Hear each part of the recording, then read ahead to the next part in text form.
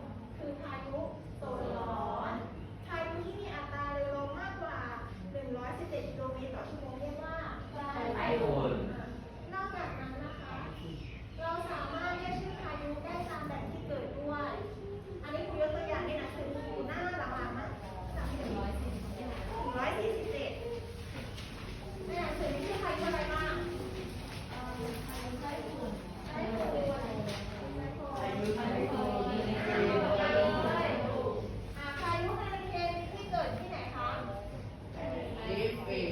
ด้านตะวันออกมหาสมุทรแอตแลนติก ไซโคนอ่ะ มหาสมุทรอินเดียหรือมหาสมุทรแปซิฟิกตอนใต้และตะวันตก ได้ผลละคะ มหาสมุทรแปซิฟิกตอนเหนือ ด้านตะวันตก สังเกตไหมว่าทั้งสามพายุที่ยกตัวอย่างมาเกิดที่ไหน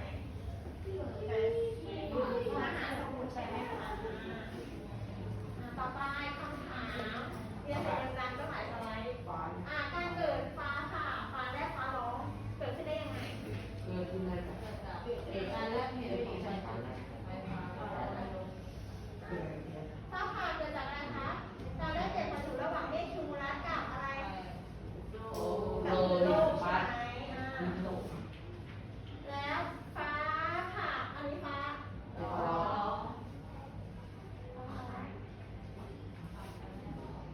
าผ่า ฟ้าผ่าเกิดจากการแลกเปลี่ยนวัตถุระหว่างเมฆคิวมูลัสและพื้นโลกใช่ไหมฟ้าแลบเหรอคะเป็นอะไร เกิดจากการได้เหตุของไฟฟ้าภายในของเมฆ เกิดจากการได้เปลี่ยนวัตถุระหว่างก้อนภายในก้อนเมฆก้อนเดียวกันและก้อนเมฆใกล้เคียงใช่ไหมฟ้าร้องนะคะเกิดจากอะไร เกิดจากการ เกิดจากการที่เกิดฟ้าร้องฟ้าแลบใช่ไหมคะอุณหภูมิก็จะสูงขึ้นใช่ไหมทำให้อากาศเกิดการขยายตัวอย่างรวดเร็วทำให้เกิดเสียงดังขึ้นอันนี้คือการเกิดฟ้าร้องที่แบ่งกลุ่มวันนี้รู้ไหมจะให้ทำอะไร งาน จะให้เขียนการเกิดพายุฝนฟ้าคะนอง และพายุที่มากับพายุฝนฟ้าคะนอง เมื่อเกิดฝนตกแรงๆ สามารถเกิดความทำให้เกิดความเสียหายด้านใดได้บ้าง น้ำท่วม น้ำท่วมอะไรอีก โรงแรมพัดหลังคาปิว อันนี้จริงเลยบ้านครูเราไก่ไปเลยไก่ก็คือชาเองเนี่ยไก่ไข่ด้วยนะ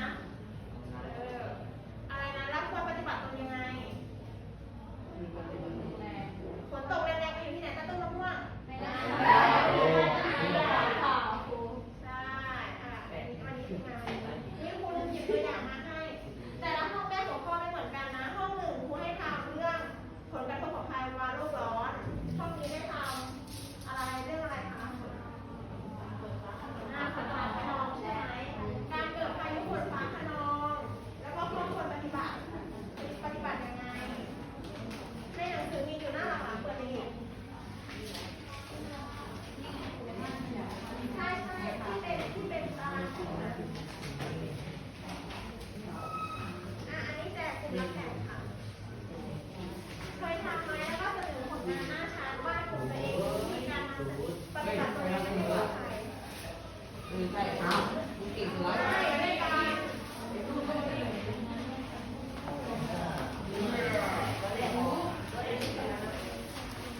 อะไรก็แล้วโอ้ยักษ์ที่ลูก ตรงนี้ได้สีนี้ให้สีช็อกกันหนึ่ง